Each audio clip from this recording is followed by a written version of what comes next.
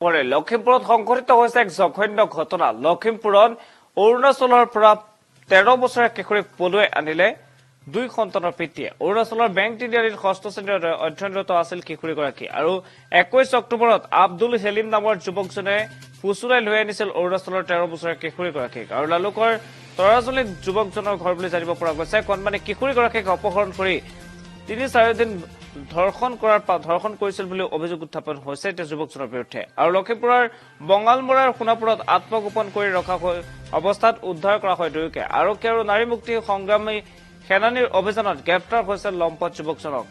লালুক আৰক্ষীৰ জিম্মাত আছে বৰ্তমান লম্পট আব্দুল হেলিম আৰু অৰুণাচল আৰক্ষীয়ে লালুক থানাৰ পৰা জিম্মাত লৈ যায় অভিযুক্ত আব্দুল হেলিমক।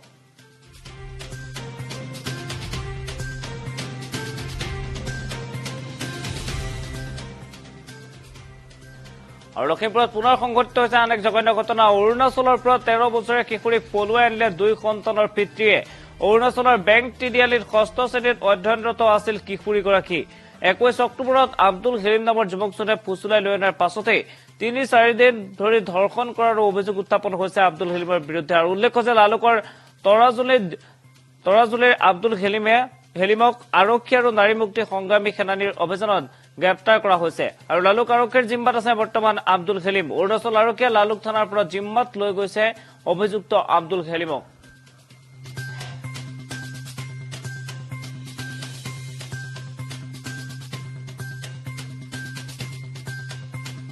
বেংক তিনিআলিৰ পৰা এজনী ছোৱালীক লালুক তাৰাজুলীৰ আব্দুল হেকিম নামৰ ল'ৰা এজনে পলুৱাই লৈ আনিছিলে। তাৰপৰা ছোৱালীজনী ক্লাছ 6ত পঢ়ি আছিলে, আমি শুনামতে 6ত পঢ়ি আছিলে। তাৰপৰা আজি 5 দিন হ'ল বোলে তাৰ পৰা পলাই অহাত। তাৰপৰা আজি আমি শুনিছোঁ ৰেপো কৰিছে বোলে।